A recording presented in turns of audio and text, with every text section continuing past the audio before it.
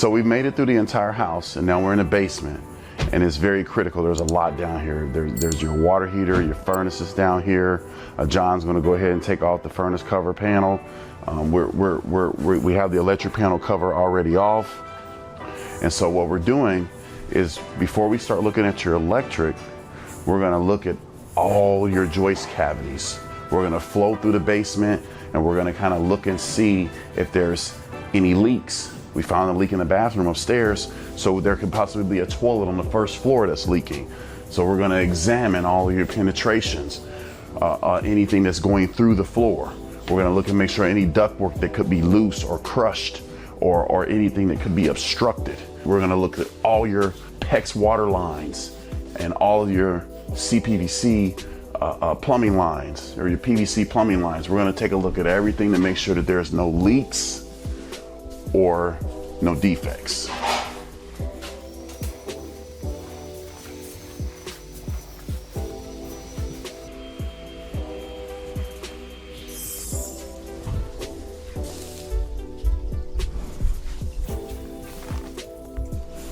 So here we have a defect right here that we found. Your floor joist, your TGI floor joist, or your I floor joist has been modified, and so it's damaged. And so here you have a damaged piece of web that's been busted. And the manufacturer says that this web can't be damaged because this is the structural integrity. So here's your flange, your top and bottom flange, and then this is your web, and it's damaged, okay? So we're gonna document that to make sure that the client knows about it, okay?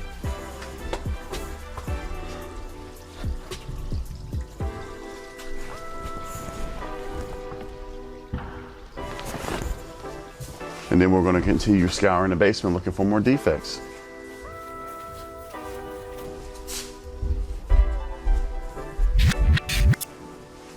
There appears to be a small defect here with your mastic that's on top of your ductwork on your return. You don't want any open or poor seals, because then that could mess with the balance or the airflow. So this is the return. You don't want it drawing from outside of the cavity, because this return is probably on your first or second floor. And so that's your return airflow for that level, and you don't want it drawing from the basement. So we're just gonna request that they get this sealed up, because you don't want any leaky joints.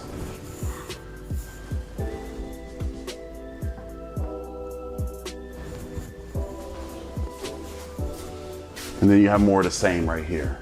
Another possible leaky joint.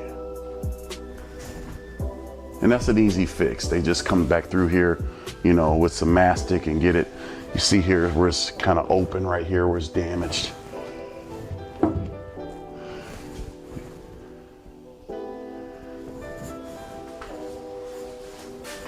Yeah, that can create poor airflow. Everybody hates when they have a room in the house that doesn't heat or cool well.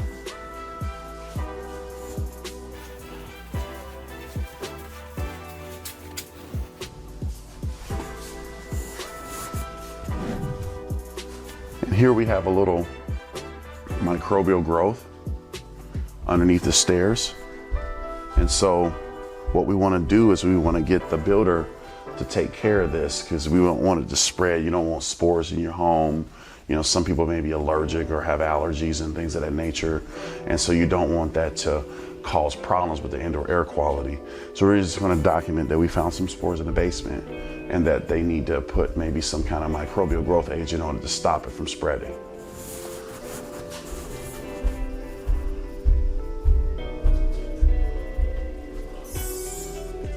You see it here?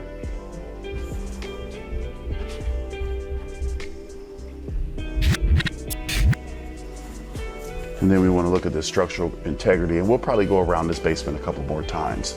You really can't find everything in the first lap, but to save time, we're going to go ahead and take a look at your electric, okay? Before we look at that electric, we got a loose stud in the wall here. So we definitely need to document this, because that could be, you know, cause some movement. So we'll go ahead and grab that as well.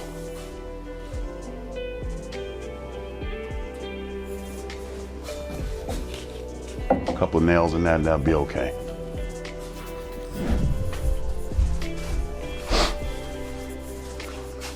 All right, so when you evaluate an electric panel, you want to first look at the service, okay?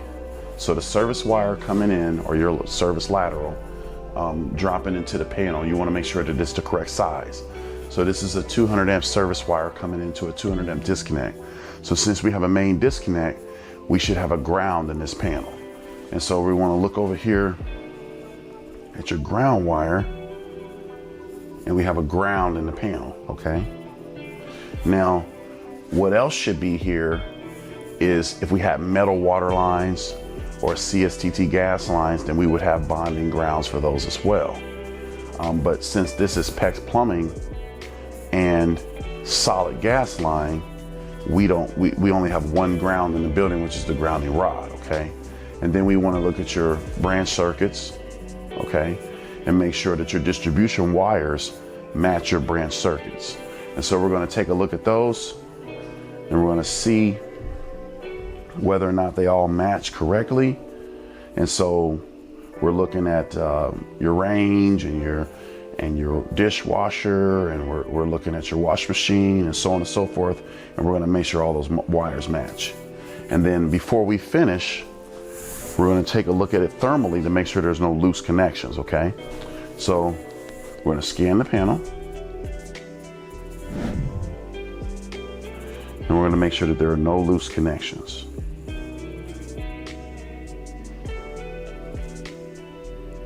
Your arc fault circuit interrupters are usually a little hotter in your GFIs, in your panel, but they're all not above the UL listing. So here on my span, I have about 93 degrees, but these are listed at like 75, 60 degrees Celsius, which is around 140. So these are rated within, these are within the span that are rating which they should be, okay? And that's how you look at your electric panel. You just make sure that everything is safe for the customer. So here we got your sump pump in your basement. So it's sealed in a passive radon system. So what we're looking at is a lid that should be pressurized for barometric pressure, but it's got an opening in the top and it's missing a couple of the screws in it, and it should have a gasket. So it has a gasket, but it's open where I can press on it a couple spots. So I'm just going to document that the rest of the components for the sump pump lid that's actually acting as a radon pressurization lid should be installed. The bolts and the cap and etc.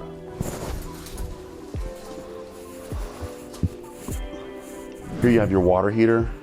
So we're going to do a couple of different things with the water heater. We're going to look at the discharge tube. We're going to look at your pressure tank. Make sure that it's stabilized.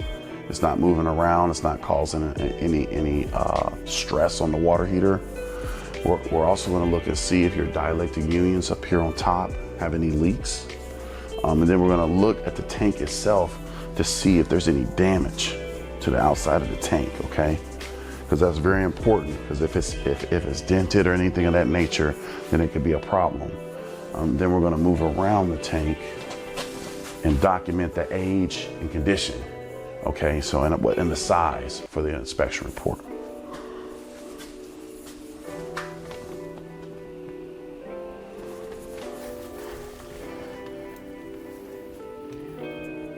So it's a 50-gallon tank, and it is Bradford white, and it's electric, okay? And that's basically it. Not all the time do you find defects with something, but you got to make sure you check them all out the same. So when you're looking at your mechanicals, the first thing you want to do is open it up, which we have, so you can see that your furnace cabinet is open. And we're going to assess everything inside of the furnace cabinet. And we're going to take a look at your filter, see if it's clean, and we're going to look at your components, okay? So we've already ran the furnace. We took thermal images, so we know that we have a good temperature differential. The manufacturer usually says that we should have between like 30 and 40 degrees, all right? So let's take a look at your filter and see, because if you have a dirty filter, that it's going to run harder and cause it to not function as well. So your filter does need to be changed. And actually, there's a lot of dust and debris inside of the furnace, as you can see. So we need to get this filter changed. So we'll document that.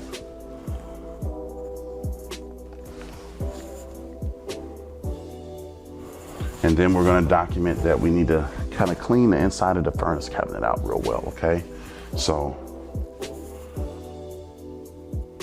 we're going to document that, you know, your blower inside of here has a lot of dirt on the squirrel cage, and then you have a lot of debris in the bottom of the furnace here. So we're just going to document that it's dust and debris inside, and it could cause issues for them in their indoor air quality. We're going to document the age and the size of the equipment.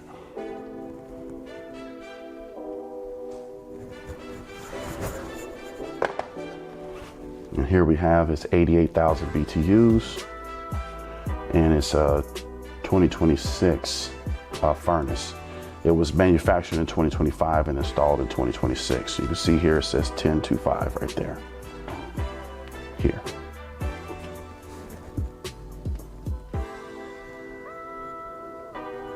And that really wraps it up. We're gonna take a second time around on a few things, just kind of look and make sure we didn't miss anything. A home inspection is really about finding the defects. So you always wanna take a second look just to make sure that there wasn't anything that you missed. But outside of that, we've kind of covered all of the bases of just running through the home. You know, you take a few laps around the outside to see if there's any defects outside. You look at the roof, you check all the doors and windows, and then you come into the house and you kind of go into the interior room by room. You check your bathroom, your kitchen, and so on and so forth. And that's pretty much the gist of a home inspection. Anyone looking for a home inspection or need to know the process, please check out our website at acinspectors.com.